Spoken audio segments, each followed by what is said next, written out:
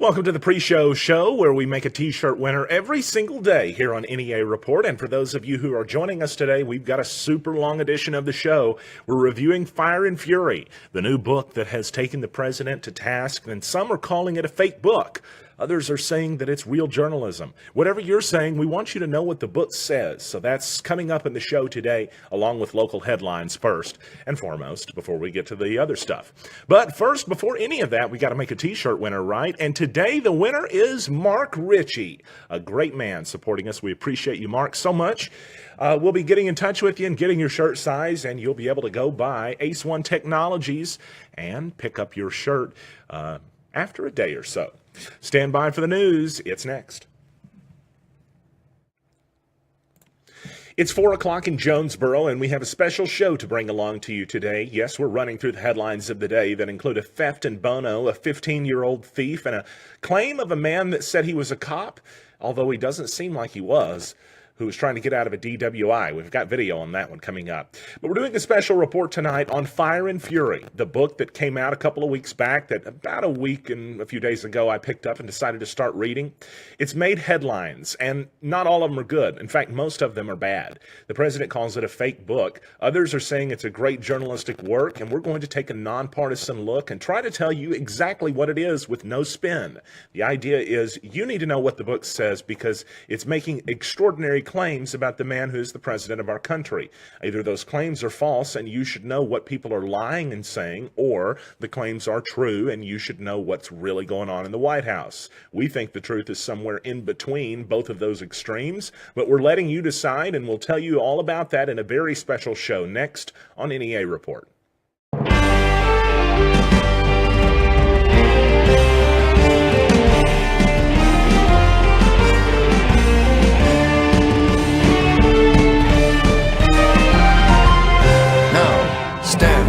Reporting. We begin with news tonight of a 15-year-old that's on the wrong track in life, and hopefully will get back on the right track, or maybe get on the right track. Who knows? He may never have been on it. It's a sad story anytime you hear about a teenager that's gone wrong in life like this. It happened on Wednesday in Jonesboro. The report happened, and it was made by JPD after about 6:30 last night. It was about 6:38 when officers were dispatched to Dollar General at 101 East Johnson Avenue, where a theft had already occurred, the report said. An employee said she noticed a young male suspect had concealed items under his coat, and she asked that he return them. But at the same time, a customer began to assist her, and somehow or another a struggle broke out between the customer and the 15-year-old. When the manager was perhaps looking at getting involved, the teen said that to the manager he would blanking hit her if she touched him, the report said. It's a very key detail there. During the struggle, the suspect's coat came off and he got out of the business and ran, but police noticed him without the coat. Since it's so cold, they figured something was up with that. They did stop him and match him to the security camera footage that showed he had been the individual responsible, and they took him to the juvenile detention center.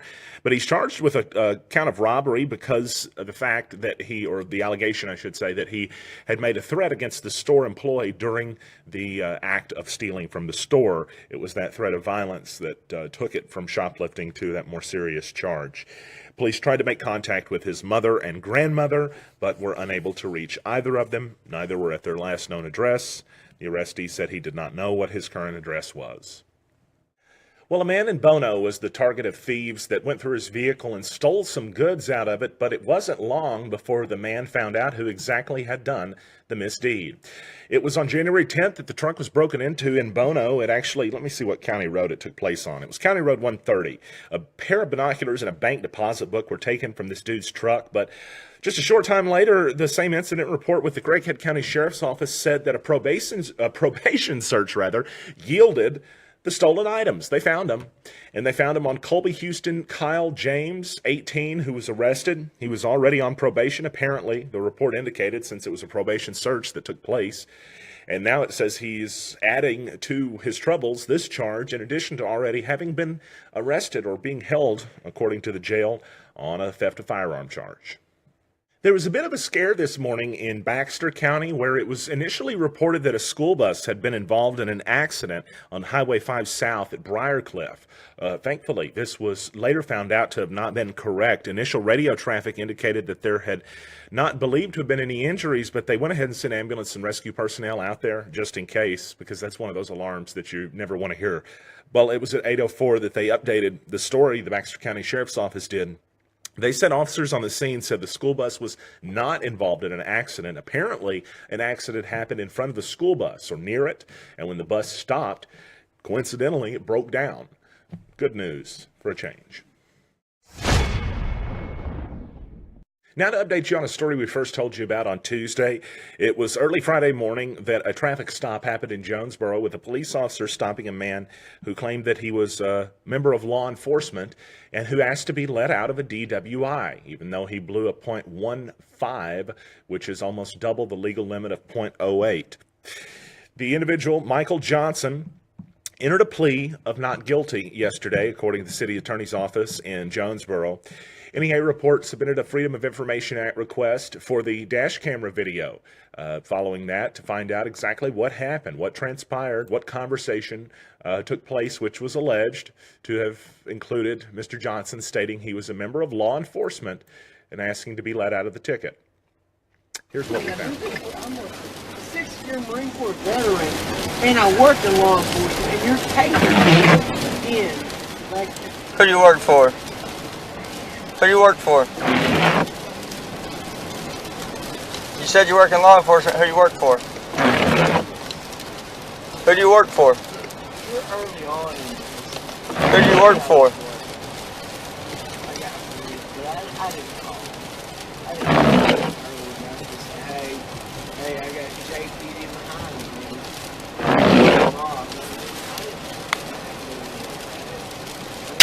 Michael, who do you work for?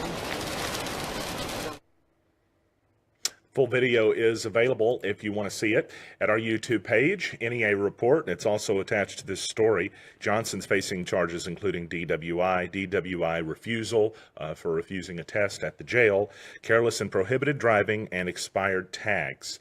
We'll keep you up to date on this story.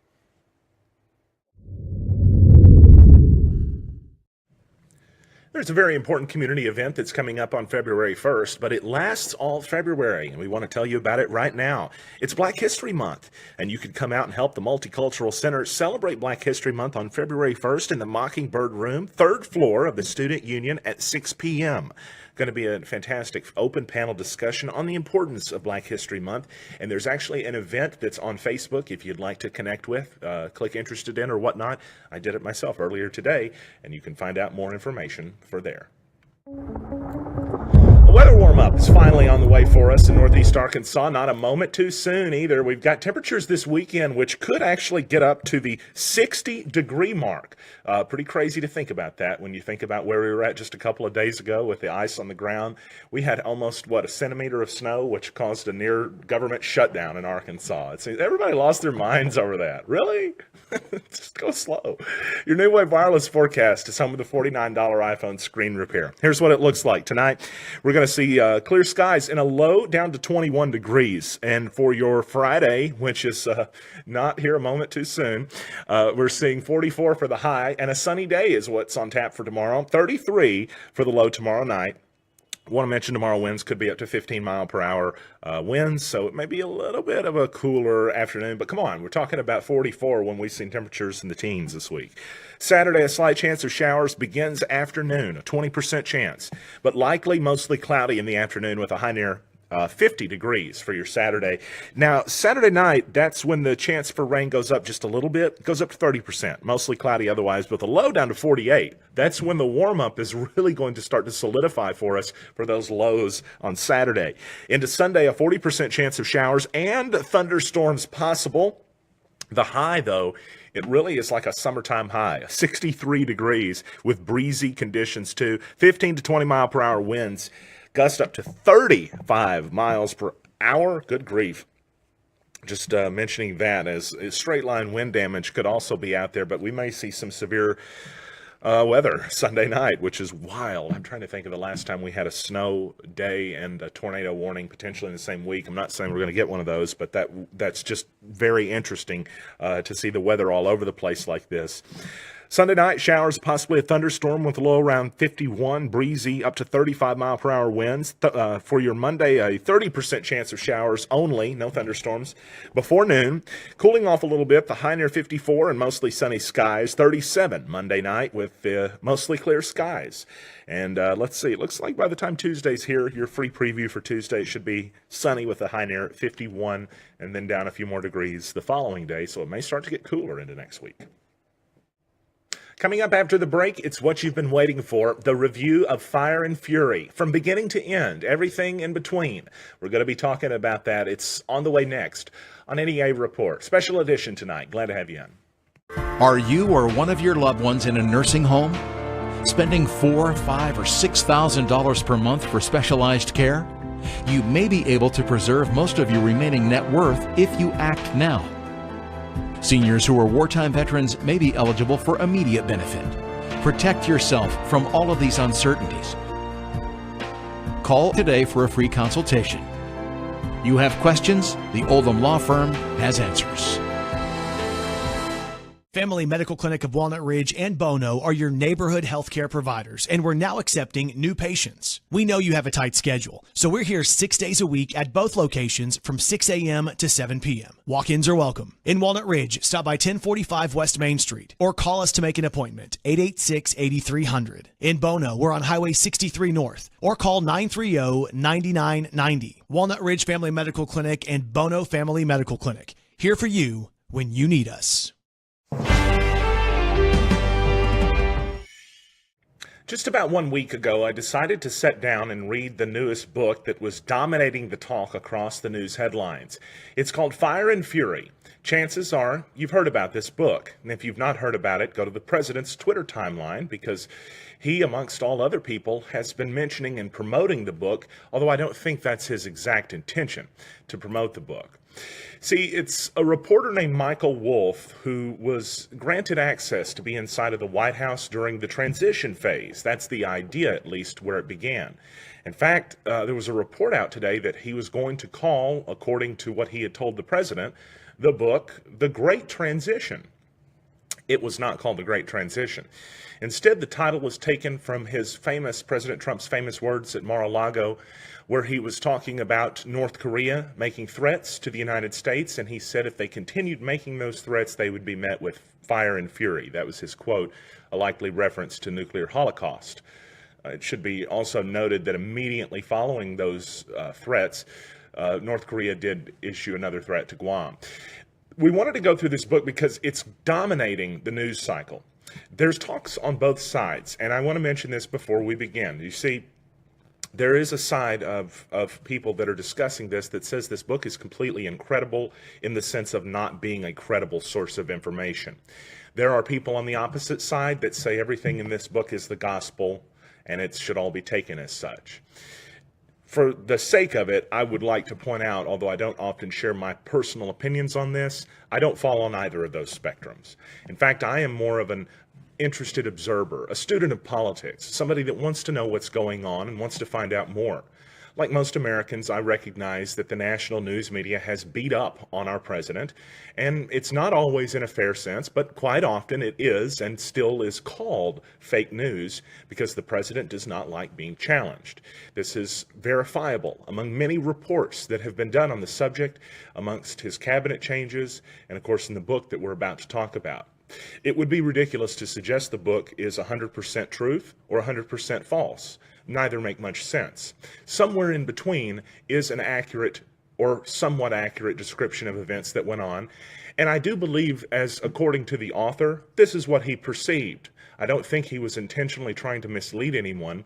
And when we go through the book and begin going through that, I think you'll see that too. But I want to urge caution for those of you who are so fed up with negative news on the president that you're ready to lash out. I think this is a good opportunity for you to tune out and turn off the live stream. It's not that we're going to be beating up the president, but we're going to report what is in the book. And we're going to tell you so you can either decide if this author slanted the president unfairly so to this degree, by the way, or if his words had truth to them to a certain degree. Either way, it's your decision. And we're only reporting the information as according to the book. However, as the book came out, I immediately noticed it was full of news, incredibly newsworthy. Almost every single page had something on it. It seemed like that at some point or another could be valued in a news sense. And so what I did was I began keeping up with the book and its most pertinent information via Twitter. And so you can follow me on Twitter at Stan Morris if you'd like to find out more information, and if you'd like to go through the thread that I did, which is 90-something tweets long, and will give you an idea of everything that I perceived as being newsworthy in the book, if you don't want to read it. I want to go ahead and, before I begin this, point out that book reviews like this are being done by almost all outlets that I can imagine. This just came in the other day, yesterday. It's Time Magazine's latest cover. It is a specific, take a look at it. I just want to give you an idea of what it looks like. It's the president with his hair on fire, a reference to Fire and Fury, right? Because he's also yelling, and it's titled Year One. That is the cover for what is a long review of the book. This will be something similarly so, and again, we will approach it from a fair perspective, which is not always complimentary of one side, not always accepting of this man's version of events on the other. But we hope to land somewhere in between that lands us closest to the truth, as that's what we're after here on NEA Report. So, I'm again going to state this one last time here at the beginning, but I'll try to do this throughout the book. The first thing I did mention in the Twitter feed was that all of the statements, all of the book's assertions are according to the author Michael Wolff. That's his assertion. It's not mine. It's not NEA Reports, and we're just mentioning that because we know there may be some passionate viewers getting ready to reply, and we want you to. We want to know what you think about every single thing that we're about to tell you about this. Discuss it. This is very important stuff, and if nothing else, history in the making. And this is a version of it that was told that the president, remember, did not want this book sold. He tried to have a legal injunction to prevent it from being sold, and it was released on sale early on Friday, as a matter of fact. So it would have been just about a week ago. Roger Ailes ousted at Fox News over vastly inferior sexual harassment claims than the president's, which he withstood a short time later after the fact with the Billy Bush tape. He planned a Trump TV news network, according to the book. In fact, if that sounds crazy, just think back. Remember when the president's Facebook page did news broadcasts for like a short period of time? And they were pretty favorable. I want to say Tommy Lauren was perhaps involved in that. Don't recall exactly, but I do recall a great deal of news about this. And at the time, Roger Ailes was gone from Fox, but he wasn't, in his mind, gone from TV news. He had an idea and he wanted to do more. Trump, by the way, according to the book, bragged on Hillary's campaign while railing on his own. According to the book, he thought his campaign was inept. In fact, he made a statement, and this is a quote in the book, that the thing was so screwed up, we'll say, that he thought there was no chance of winning. Meanwhile, Melania, according to the book, was completely against the idea of winning, it says. It was compared almost to the plot of The Producers, the campaign. If you've seen the movie The Producers, you know it's the idea of setting forth with the goal in mind of not producing a winning Broadway play, but perhaps otherwise a losing one. The idea being that they would lose money but win in otherwise perhaps surreptitious business practices. The idea being that Trump's campaign, at least as alleged at the beginning of the book, was more for the president to launch his own brand and further his own brand, and perhaps including even a brand of news. But it went another way, as we know, and he is now our president. Steve Bannon would be the head of the Tea Party in this sort of idealized world where President Trump would not have won the election. According to the book, Kellyanne Conway would have walked away a cable news star. Reince would have gotten his Republican Party back, Reince Priebus. He was the head of the Republican Party at the time, which had gone from being a traditional conservative movement with people like Jeb Bush and Ted Cruz to this wild, six-shooting, spinning Donald Trump that said, this is how we're going to do things and we're going to do it my way. And he took the Republican Party away. Well, the idea was that they would get the Republican Party back after Trump lost. And then Melania could go back to her inconspicuous life of doing dinner parties and enjoying the private life while, being married to a rich guy. That was the plan. That's what the book says. Roger Ailes was coaching Trump after he won, by the way. Suggested he pick Speaker Boehner, according to the book, as his chief of staff. Who's that? President Trump reportedly asked. He told a, quote, friendly cable anchor that his Billy Bush conversation wasn't really him. The book said that, and this has been reported several times, the book said, quote, I've been told by people who understand this stuff about how easy it is to alter these things and put in voice and completely different people. Evidently, not a joke. At least that's what this account said. Rupert Murdoch allegedly called Donald Trump on the phone, and after a phone conversation between the two, when the president insisted that he had Silicon Valley in his back pocket, the owner of Fox News reportedly called him a blanking idiot. That is what the book asserts. On his inauguration day, President Trump was in a particularly bad mood. The reports were that he believed that the Obamas were very arrogant toward him, toward he and Melania. And that actually makes sense when you think back to some of the photos, especially that have been turned into memes, where, Michelle Obama was kind of looking at the Trumps with this look of contempt on her face. It makes sense. He may have felt that. It goes on to say that with a grim face, he gave his inauguration day speech, and George W. Bush, who was there, said, quote, that's some weird S-H-I-T. George W. During the Alternative Facts interview, if you remember that very notable interview with Kellyanne Conway, what I think was with Meet the Press host Chuck Todd, Kellyanne Conway said alternative facts, and that has probably become one of the biggest phrase words or keywords that has come out of the first year of the Trump administration. She actually meant to say alternative information. Now, for some of you who are wondering what the difference is, well, what she was talking about was inauguration crowd size. That's what alternative facts was about. They were saying that the inauguration crowd was the biggest ever. It wasn't. Factually, it's been measured as such and reported very easily to be seen as such.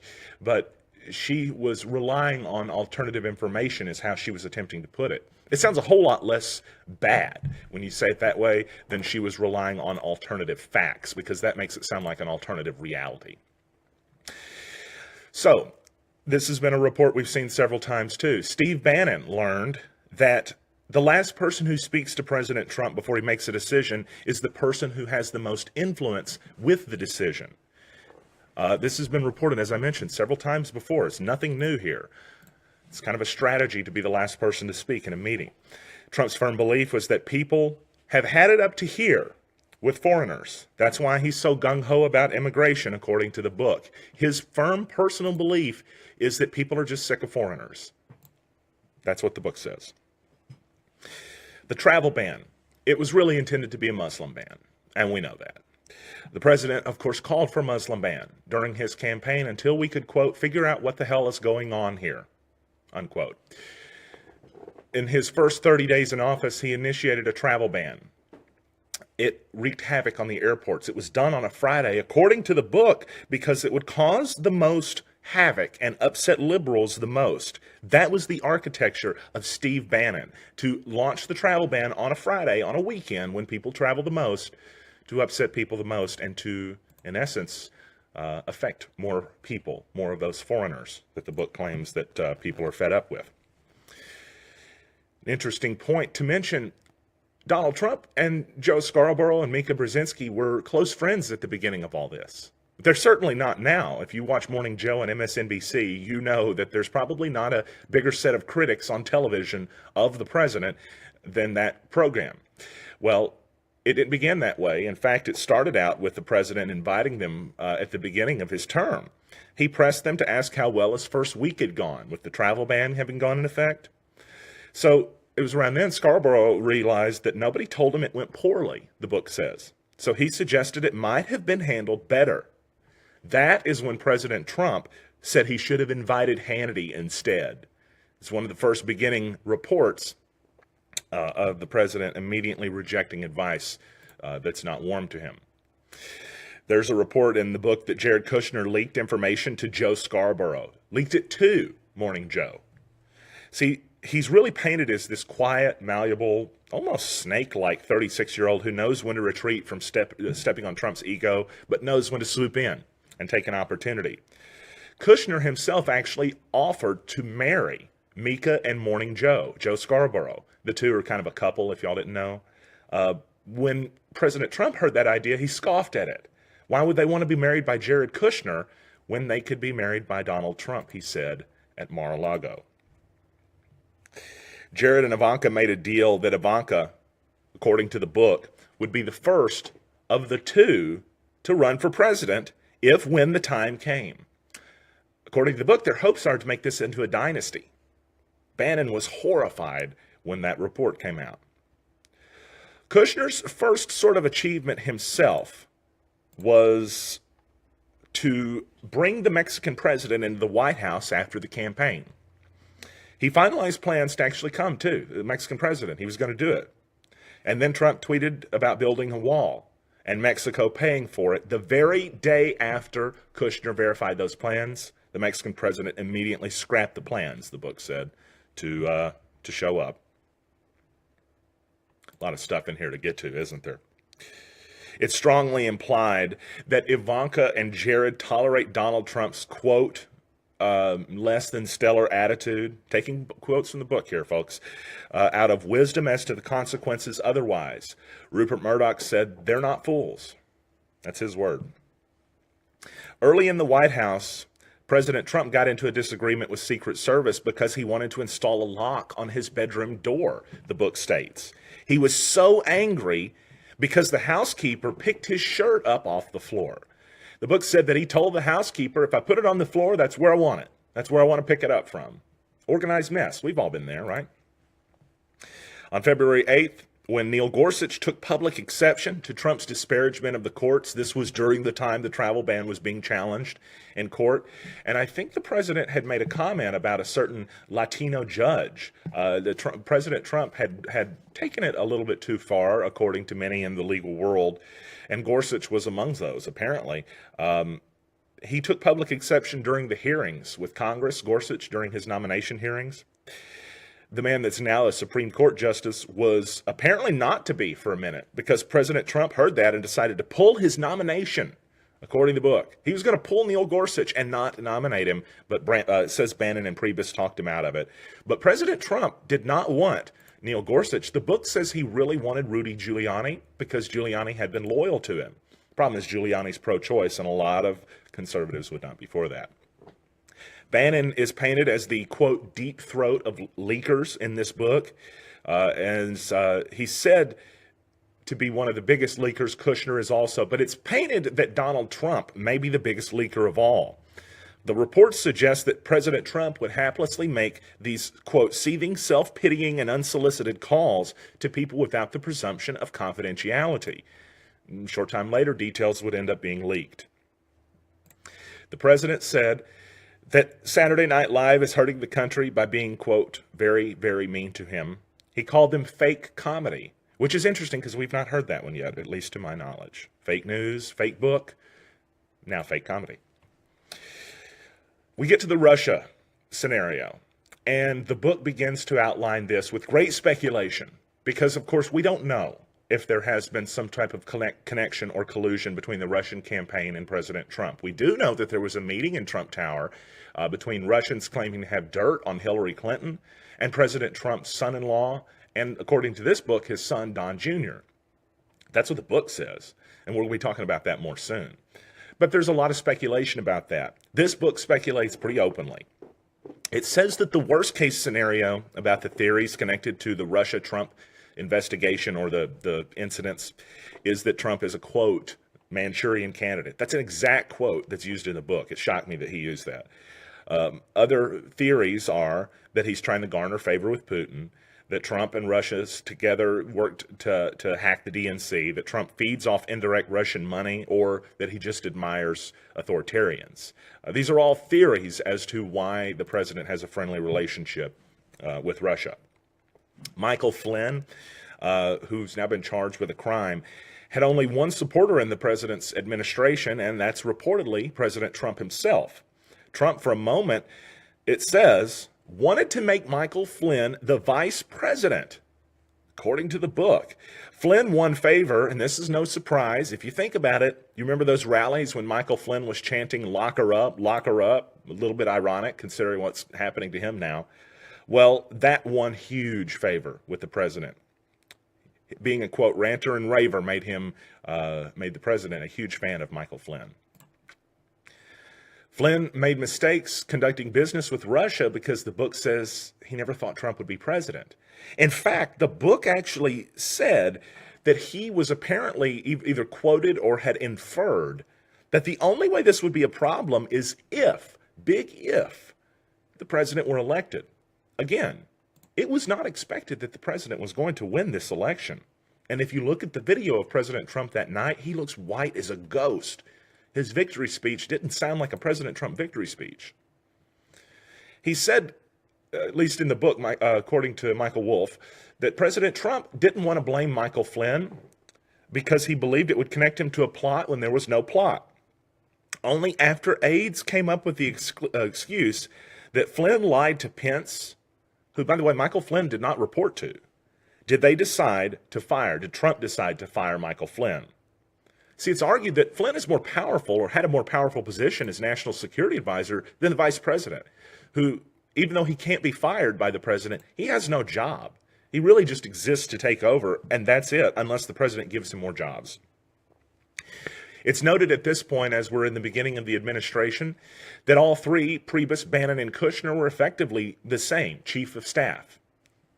It's also noted that there were some who believed that the president was semi-literate.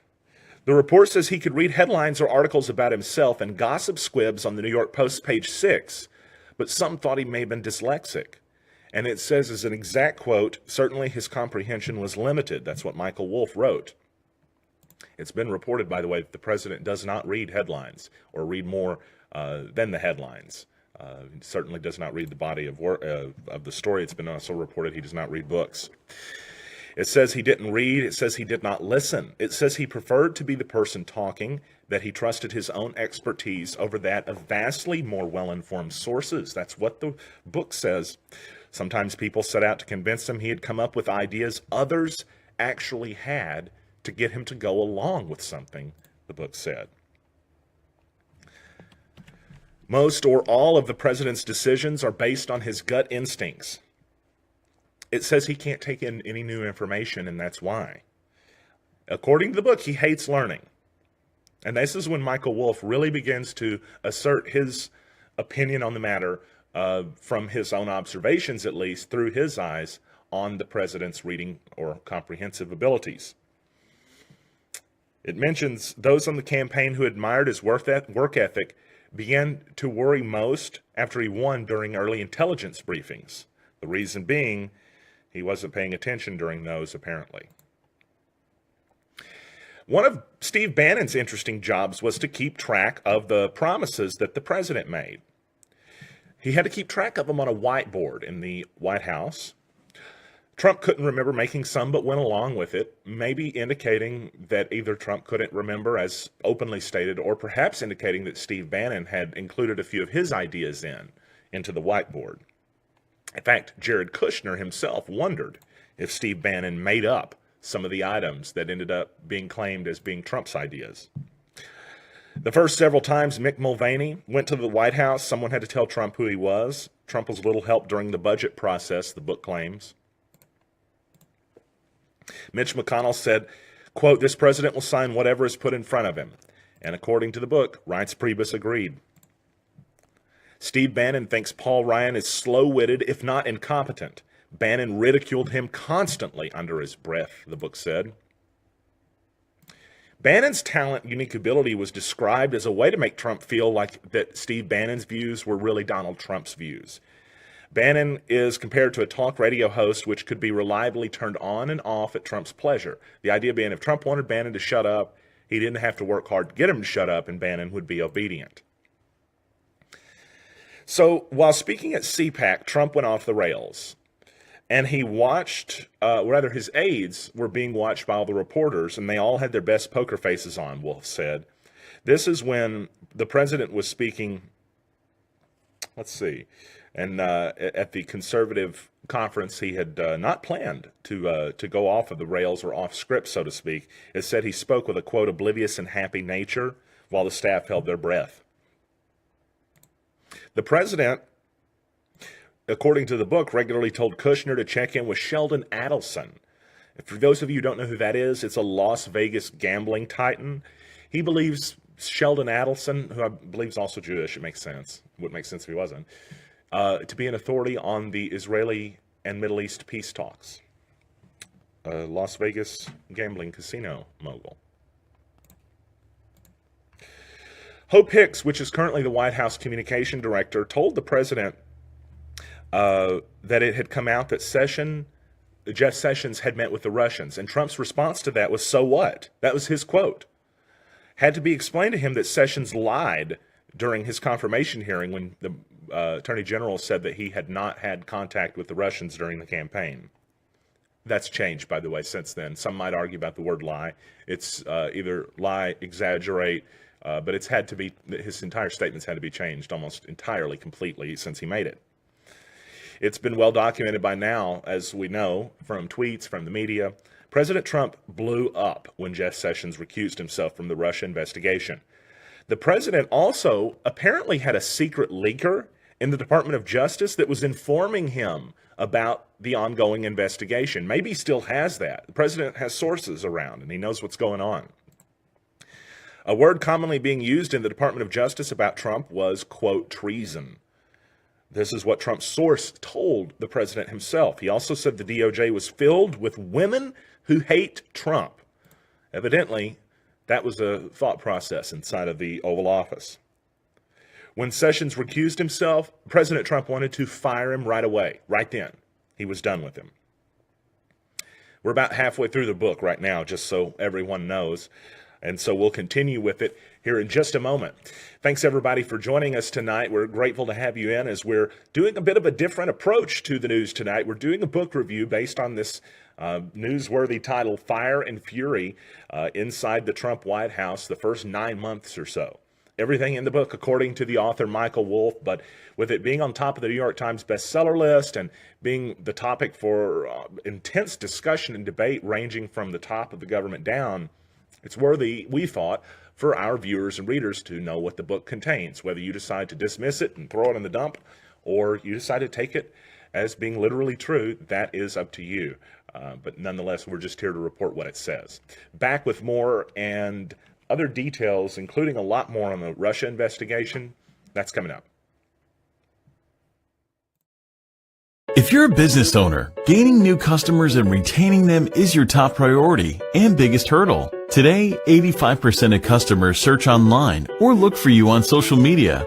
Do you have an effective strategy to reach them? At Ace One, we will customize a digital marketing strategy comprising of social media, web, and video marketing that fits your budget.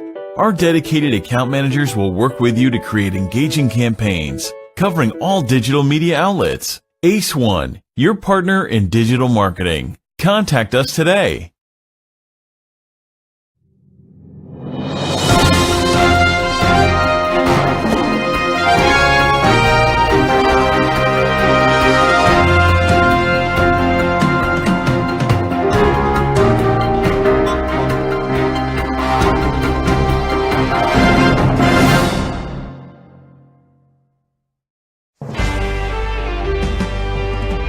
welcome back. Let's go through the second half of the book now. And again, thank you to everybody that's joining us. We appreciate all of you who have a keen interest in journalism and to learning more about the process, as we are really here to find out more. We're not actually here to try to take sides, simply after the truth, which we think is the most interesting part of this search. It's to find the truth and to find out what is the truth. We're laying all of the claims on the table, and we're going from there with it. So as mentioned before, halfway through the book, it was February 2017 when the book claims that Tony Blair visited the White House. The book claims that he specifically visited Jared Kushner and told him that the British may have had the Trump campaign under surveillance with the Russians. Now, the CIA claimed it was not true, that they did not, but that was an interesting claim. Had quite a few people talking about that in the White House. In fact, it actually made the president think that there was a mass-scale plot against him from the British. The report in the book from Michael Wolff said that President Trump believes there's a mass-scale plot against him from the British to intelligence agencies, the courts, the media, the swamp, and more. He's a believer, in other words, that everything is conspiratorial. He never has stopped and considered he might be wrong. When he's in an angry mood, it says his staff will simply agree with everything he says. On March 3rd, President Trump saw Bret Baier, the special report anchor that's on Fox News, and he saw him ask Paul Ryan about the allegations Trump Tower had been surveilled during the campaign. Ryan told Baier he had no idea about that. From that very moment, the next morning at 4:35 a.m. began the tweets, and President Trump accused President Obama of wiretapping him. I want to make that clear. On March 3rd, Paul Ryan said he had no idea about President Trump being wiretapped. The next morning, from that, the president claimed that President Obama had wiretapped him. Where are we at next? Here we go. The White House went into scramble mode after that to find anything to make that accusation make sense. They were peppered with questions during the White House press briefings about it. Why is he accusing the former sitting president of a felony? Because it would be to have wiretaps placed on a United States citizen without some type of warrant. The White House went crazy to find something about this, and they tried to do anything they could to make the insane accusation seem less crazy. They settled on a conspiratorial article from Breitbart News. It was when his inner circle, this was around the time that the book says that his inner circle stopped being mostly game to defend him. The report is that Sean Spicer said, quote, "You can't make this shit up." That's an exact quote that the book claimed that Spicer said. Bannon told the president-elect after the election, on a different subject now, that they had the votes to replace Speaker Ryan in the House with Mark Meadows, whose wife campaigned for the president even though the Access Hollywood tape had come out that weekend. She stayed on the campaign trail for him. In fact, one of the few who didn't blink or flinch during that time. Trump loved that. Consequently, did not like it when Paul Ryan come out and said that the president was wrong and he believed that Ryan insulted him and bet against him again and again. So the president was initially for that idea. He was actually somewhat open to it. Paul Ryan saved his job, though, the book says, with movie-level flattery and sucking up to Trump. Bannon wasn't surprised Ryan was able to, this is the exact quote, well, okay, let's paraphrase, BS a BSer. How does that sound? The book said. Not only that, Trump didn't know how to be president and accordingly did not want a headache from Congress as well. And it was something that his aides were able to convince him of, that by letting Paul Ryan stay in the position, that he wouldn't have a headache from Congress. Of course, didn't work out necessarily like that, but that was the idea. Trump didn't care about repealing Obamacare, the book says. That was a little bit of a shocker to me, but he went along with it because he's a Republican and because it is a Republican. It says, in fact, a quote from Roger Ailes, the father of Fox News, quote, "No one in the country or on earth has given less thought to health insurance than Donald." President Trump was advised not to call his version of the health care bill Trump Care. Apparently, though, he did want to brand it as that. He also wanted everyone to be on Medicare and apparently asked during a meeting, famously so, with everyone being silent at this question, why can't Medicare simply cover everyone? Paul Ryan and Tom Price visited Trump in Bedminster, New Jersey for a briefing on repeal and replace. He kept wandering off topic, the book says, and wanted to discuss golf. He was bored by the discussion and made it Price and Ryan's job to handle it. He was very disinterested in healthcare, the book paints a picture of. Interestingly, Kushner privately suggested he was against repealing Obamacare, and instead Kushner said he wanted it fixed, as the Democrats had suggested. An interesting point as to perhaps why that happened. Jared Kushner's brother runs a health insurance company that's dependent on Obamacare. President Trump declined to fire James Comey in the early days of his administration. He thought about it and said no, and said, quote, "Don't worry, I've got him." He felt he had charmed Comey into being on his side. In fact, he had even given him some awkward level of a hug during one of their meetings. But it was during the healthcare debate that Bannon signaled, Steve Bannon, who is one of the big sources in this book, signaled that the story was about Russia, not about healthcare. And he insisted reporters keep their eye on Kushner during the leaks. And that's been something that Steve Bannon has repeatedly done. He's pointed the finger at Jared Kushner, who was also said to be in that famous Trump Tower meeting with the Russians about Hillary Clinton. And we'll get to that more in a minute, or I would explain the full thing now. But Steve Bannon and Jared Kushner's side, the Bannon and the Jarvanka side, as Wolff explained it, they both began an almost military-like operation of sending leaks out on a conveyor belt. It seemed like each side was leaking about the other side. They used media leaks to actually attack each other. The Kushner and Bannon sides did. Reince Priebus, meanwhile, was just kind of staying neutral and trying not to go down in flames. Bannon wanted an up or down vote on health care, but it was a done deal, Paul Ryan said. That was the exact quote Paul Ryan gave the president, quote, "done deal." It was as many as 20 votes short, though. Bannon wanted to make it about the failure of the Republican leadership at that point. But of course, Trump backed down. Bannon was furious at this point. But Paul Ryan and I think Vice President also, the book said, were able to talk the president down so it didn't look like such a huge loss for Republicans. But that's exactly what Steve Bannon wanted. He wanted it to look like the Republicans had screwed it up, because in his mind they had. When Deputy Chief of Staff Katie Walsh told Jared Kushner she wanted out after the health care failure, he immediately discredited her by leaking that she had been a leaker and pushed her out. That's what the book says. Katie Walsh was the second in command under Reince Priebus. She was kind of in one of there were three factions, if I haven't explained this clearly enough. The Priebus faction, which is just traditional GOP, the Bannon faction, and the Kushner-Ivanka faction. Priebus and Katie Walsh were the top two in their side, which mainly stayed neutral and kind of just trying to keep a semblance of what the Republican Party was before in the current administration.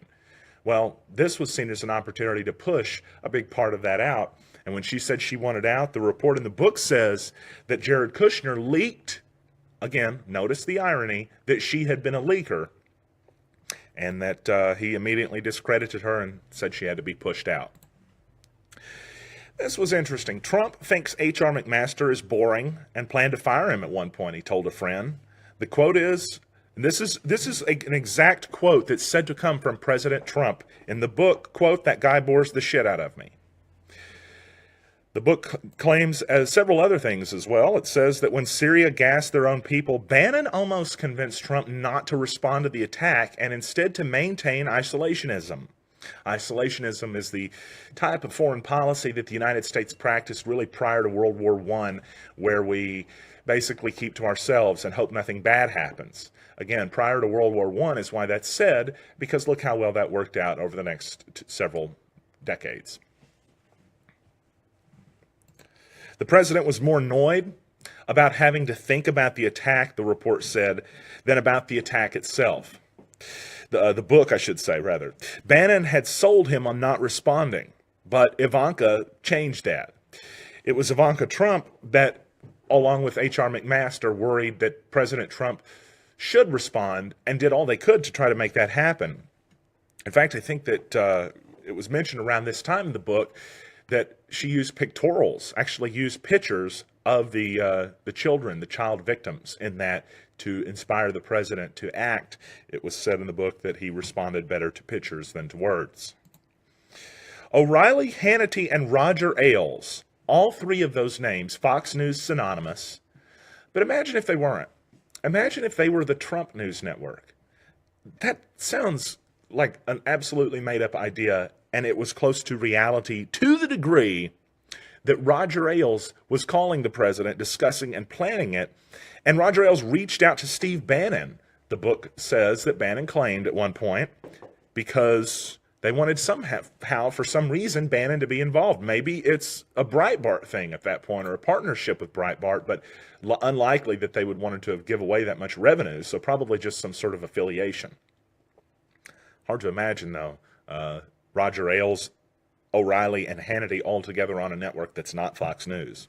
Maybe even further to the right. Kellyanne Conway is reported to roll her eyes and make other expressions at Trump, but she also had this weird on-off switch, which comes on the second she's on air, the book says. As soon as that on-air switch comes on, she could not defend the president any more fiercely. But the book claims when she's not on the air, she rolls her eyes at him and goes along with what everybody else is thinking too. Trump really admires her defend-at-all-cost approach and often calls her as soon as she gets off of the air. In fact, I think I've seen interviews before where the hosts mentioned their phone was ringing before they had even finished the segment. Conway's shamelessness may have won Donald Trump over, but it cost her with more reasonable people in the White House. In fact, Jared and Ivanka called her nails. That's a quote, by the way. Nails. I presume that meant fingernails. Hope Hicks and Corey Lewandowski reportedly had a romantic affair from time to time, the book alleges. Hicks wondered how she might protect him in the press after he was fired. This is when the book says that President Trump sent her running from the room by saying, quote, why, and, quote, you're the best piece of tail he'll ever have. Trump wanted his first press secretary to reportedly be Ann Coulter, Laura Ingraham, Maria Bartiromo, or Tucker Carlson. By the way, those people all make way too much money for the position. The position is paid like $120,000 a year. It's not very much. Those are all millionaires. Priebus pushed for one of his deputies, a guy named Sean Spicer. Remember him? He became a celebrity. Spicer had one question before he took the job. Quote, if I do this, will I ever be able to work again? That's what the book said. The book, it is alluded to in the book that Trump believes Richard Nixon was framed. It's alluded to. It's not stated outright, but it is strongly suggested that the president believes Trump was framed, and he's obsessed with John Dean, a member of the Nixon administration. Let's talk about the firing of James Comey. President Trump fired Comey at the urging of Jared and Ivanka, and he did it ultra-secretly behind Bannon and Priebus's back, the book alleges. Trump wanted to humiliate Comey in front of his family, it's said, and so he chose to fire him while Comey was out at events. I think it was on a Friday that it was announced. The next day, Trump met with Russians and compromised an Israeli intelligence agent on accident, the book claims, or book says. I think that was accurately reported as factual, too, although his staff denied it. It's important to note that Trump enlisted Jeff Sessions and Rod Rosenstein in staging the firing of Comey. He wanted them to come up with a letter as to why he could fire Comey. Give me a letter as to why I fire him. He's bad because he did this, this, this, and this. Perfect, you're fired. Trump requested the letter, and then he didn't wait for him to finish it before he fired him. They were literally working on the letters still to give Trump a reason to fire James Comey before the president fired him. It's suggested in the book that with egg on his face, Rod Rosenstein got revenge by appointing Robert Mueller. Think about that for a second. That's not been something we've heard talked about in the news. Rod Rosenstein, the Deputy Attorney General, who is now the only person at the top of the FBI that's not recused from overseeing Robert Mueller. It's said that he appointed, or implied that he appointed Mueller because he was angry that Trump fired Comey without giving him a chance to finish the bogus letter that he had decided to go along with. Interesting theories, interesting theories. It's said Roger Ailes was planning to meet with the man Peter Thiel, who would fund this new conservative news network. It's also said that the 2 days before the meeting, he was set to meet with him. And 2 days before the meeting, that's when Roger Ailes fell and hit his head. He slipped into a coma, and a week later he was dead. The book says that Trump forgot to call Roger Ailes' wife and offer condolences. As a matter of fact, the book also went on to claim that several people were furious about that within the circle. The book says Bannon once pointed at Ivanka Trump in the Oval Office and called her an effing liar in front of Donald Trump. It's just interesting because that's very hard to visualize, but that's what it says. Bannon believes it's absurd that the Trump campaign could have colluded with Russia because the campaign was so disorganized. That's what he thought. That's what Trump thought, too, according to the book. He said it wasn't organized enough to collude with its own state organization, much less one from Russia. Trump bragged about how he can fire Mueller, the book says. This was around the time he was publicly lambasting Jeff Sessions for recusing himself from the special prosecutor's Russian investigation, or just the Russian investigation in general. The White House staff channeled his anger away from Mueller, the book states, almost in a way like that he might turn around and actually go ahead and do it, act on it. Trump's tweets and insults often begin as insult comedy, so to speak. Remember Richard Pryor? You know, the kind of insult somebody to be funny style of humor? Well, that makes sense because Donald Trump is hilarious. I think most people, even that dislike him, would agree with that. The man is very funny. And it says his tweets or his insults often begin as intended that way, as humor.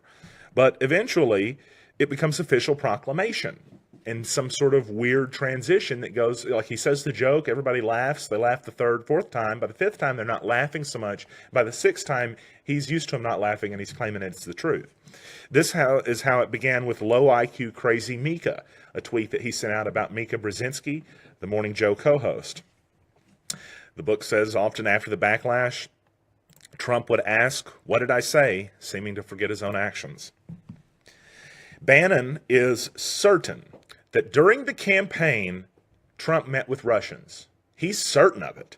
And this may be the single most important line in the book. He thinks Don Jr. walked a Russian group up to Trump's office. Specifically, he said there's no way that Don Jr. didn't walk them up there to impress his dad. The meeting, of course, it's referencing is the meeting in Trump Tower where Don Jr., along with several others, were said to have met with a group of Russian nationals who claimed to have dirt on Hillary Clinton. Before we get to more about that, Bannon thinks it's insane that Don Jr. met with the Russians in Trump Tower. He thought it was stupid. I mean, he did not make any bones about it. He said, why didn't you go? Let me see. I think I've got the quote here. I do. He wanted to know why they didn't go to a Holiday Inn to meet. He said, why would you bring them into the heart of the campaign? He couldn't believe that the Trump team didn't have any lawyers with them when they met with these Russians. He thought that was reckless. This ended any defense that there was no contact with the Russians, by the way, clearly. It couldn't any more clearly end that defense.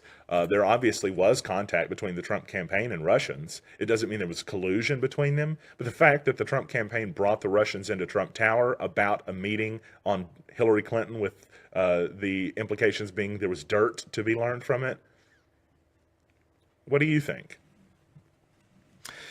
It was believed that the Kushner side leaked these details about the meeting to deflect responsibilities away from Kushner and to Don Jr.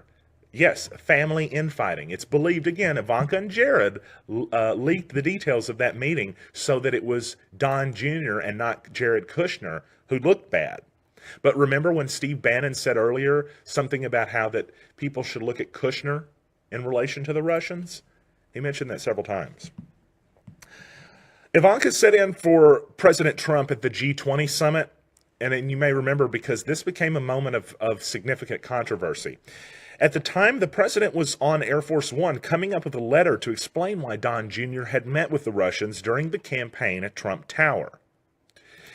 It is said that the President of the United States then ordered everyone in the meeting to deny the Russian meeting was about Hillary Clinton. It was about Hillary Clinton. We know that to be a fact now. One of the reasons Steve Bannon lost his mind, quote, as President Trump said about him, was when they had that Air Force One meeting to write the lie about the Russian meeting. Bannon was not involved, but he screamed at Hope Hicks because he said she needed a lawyer just for being there. And he said a lot worse than that, by the way, too. Bannon went nuts about this because he thought as soon as the president has ordered federal employees to lie, he'd committed a crime. The book goes on to talk about other subjects. It said Trump briefly wanted to replace the military in Afghanistan with private contractors, special forces, and CIA. Steve Bannon's idea. That was a Steve Bannon special, the book says, but the military ridiculed it, and that idea was gone. Bannon said that, Bannon used Breitbart anytime he wanted to get something done, the book alleges. He leaked all the time and really did a number on McMaster for wanting to surge troops in Afghanistan. But Kushner and Dina Powell leaked this info to the New York Times and the Washington Post, which, by the way, just won fake news awards from President Trump. Those two legitimate journalistic organizations, by the way, not Breitbart, ended up defending McMaster in several stories. So President Trump disparaged generals' advice while embracing enlisted people's advice. That's a quote in the book. Disparaging generals' advice and praising the advice of the grunts, or enlisted men. He wanted and argued for the U.S. to make money off of being in Afghanistan. I don't think that's legal. I'm sure somebody will investigate it now that I said that. Anthony Scaramucci is said to, you remember that guy? The Mooch? Anthony Scaramucci won over Trump by saying, according to one report, quote, I can only hope to realize a small part of your genius as a communicator, but you are my example and model. Mooch was a Jarvanka guy. That might be a surprise to a lot of people, that considering how reckless Steve Bannon seemed to have been and how sometimes not so much Jarvanka seemed to be, Jared and Ivanka, that it would actually be Jared and Ivanka that got this crazy guy Scaramucci involved. But they did for 10 fun days. He was the communications director. The book shifts all over the place because of the conversations that happen and when that they took place. It keeps them in a chronological order. So we're back now to the Mueller case. Steve Bannon thinks Robert Mueller is building a money laundering case against the Trump family. He thinks that's what it's not just mostly about. He thinks that's what the Mueller investigation is all about. Trump, meanwhile, thinks that's not his mandate and that Mueller can only and will only investigate Russian-related stuff.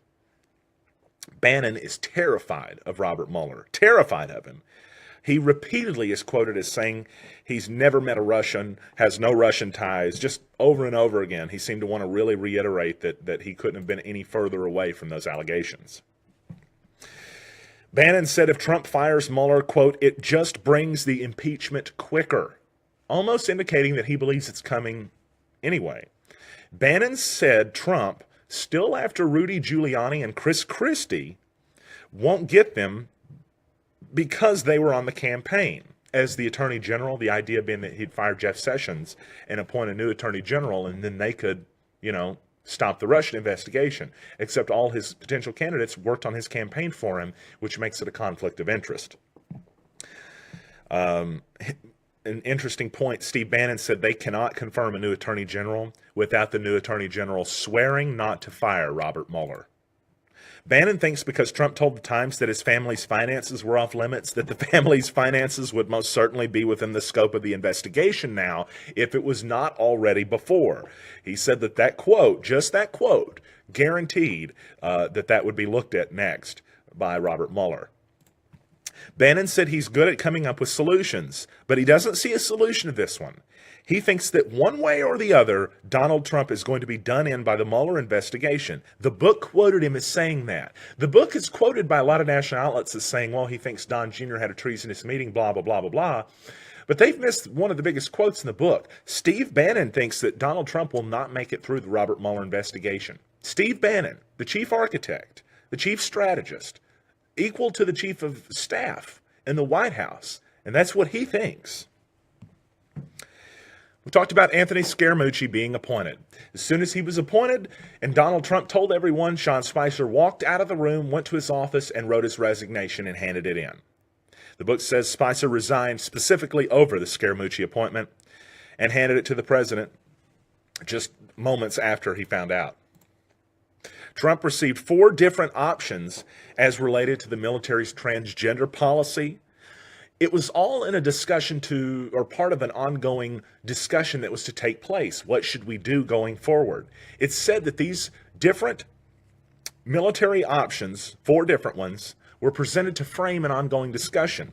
So 10 minutes later, President Trump tweeted that he was banning transgender people from joining the military. That's what the book says. Reince Priebus and the president. They discussed Reince Priebus's departure. Reince Priebus was ready to get out about this time. You can probably imagine why, based on how many others were departing on his in his faction or so, if you will. Well, Reince Priebus discussed his departure, and the book says the president told him, take whatever time you need, whatever works for you, Reince. Take all the time you need. Reince Priebus was just a few minutes later on the tarmac at the airport, and he got an alert on his phone that Trump had tweeted Reince was out and John Kelly was his new chief of staff. Moments after telling Reince, take all the time you need, the president fired him in a tweet. Rex Tillerson called the president a, quote, effing moron. But that's not the only quote that's listed as President Trump's cabinet members disparaging him and his intelligence. By the way, Rex Tillerson's never denied saying that in reports. Never once denied it. The president was furious when he found out about that. But others had names for him too. Gary Cohn called him dumb as S-H-I-T. Steve Mnuchin and Reince Priebus called him a, quote, idiot. H.R. McMaster said he was a, quote, dope, and more. It's said that there is a universal sentiment of preventing something terrible from happening from this man while he's the president. Can you imagine that?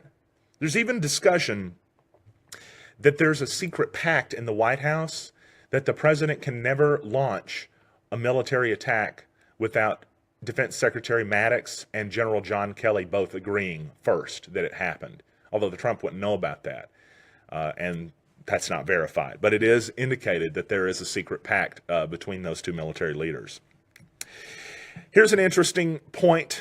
Charles Harder, a name that you probably have never heard or don't recognize, represented Hulk Hogan against Gawker. He now represents Jared Kushner over Russia. Just interesting to point out. Steve Bannon estimated there was a 33% chance, a 1/3 equal chance for each of these 3 scenarios to happen. Here's what they are. The first is that Trump resigns before the end of his first term. The second is Trump is impeached because of Mueller. The third, only a 1/3 chance of this happening, according to Steve Bannon, Trump limps to the finish line of his first term. Steve Bannon, again, chief strategist, that's what he says there's no second term. There is no way the president will go for a second term if he even runs for it, and it strongly suggests he wouldn't have a chance. Poll numbers kind of indicate that, although who believes poll numbers anymore, right? But still, that's what the book says Steve Bannon claims, that he believes there's only a 1/3 chance that the president even makes it to the end of his first term, 0 chance he has a second term. This is real. Steve Bannon told people he was going to run for president in 2020. And he meant it. He claimed he had backing from the Mercers, which were the family that backed him into having his position at Breitbart. They've since disavowed him since this book has come out. Peter Thiel, who we don't know what his relationship is with him, or Sheldon Adelson, the Las Vegas guy that's got way too much influence in the Middle East process. Finally, as we reach the end here of the book, Bannon plans to continue pushing forth crazy fringe candidates as a result of Trump's election. That's where the book ends. Bannon believes that Trump's election is only the beginning, and that because of this, it's only a matter of time before he can push many more candidates through, and that Trumpism will no longer even need Trump. That's what Steve Bannon claimed, or the book claims that Steve Bannon claimed. If you would like to read more about this, because it is very detailed and in length, or if you missed some of this, I would invite you to go to my Twitter account, twitter.com/Stan Morris. I pinned the tweet there where you can go through all of the, 90-something tweets that we named off there, and see the main bullet points of the book. But to be quite honest, I highly suggest you read the book. It's one of the best political reads I've ever experienced, and I do love reading about politics and about history specifically. It's very hard for an author, as I've researched on this more, to do a book on a sitting U.S. president, because if the author challenges or critiques the president, inevitably he's going to be attacked with his credibility being drawn into question. The credibility is a question for you, the audience. I'm not assigning my credibility to the book, nor do I adopt any of the statements or claim that any of them occurred. I'm claiming that the book claimed they occurred and making that very specific distinction. Regardless of what you believe, it's an important discussion to have, and it's important to know that this accredited reporter, despite what you may believe of him now, he has been accredited in the past, and a journalist with this access came to these conclusions. It's important to note that going forward, despite where this discussion may end up taking us. That's what we've got for tonight on NEA Report. Thanks for joining us. We appreciate you so very much for joining the newscast, and we're back tomorrow at 4 p.m. with more news from Northeast Arkansas, and no more news from the Beltway. Hope you have a great evening, everyone.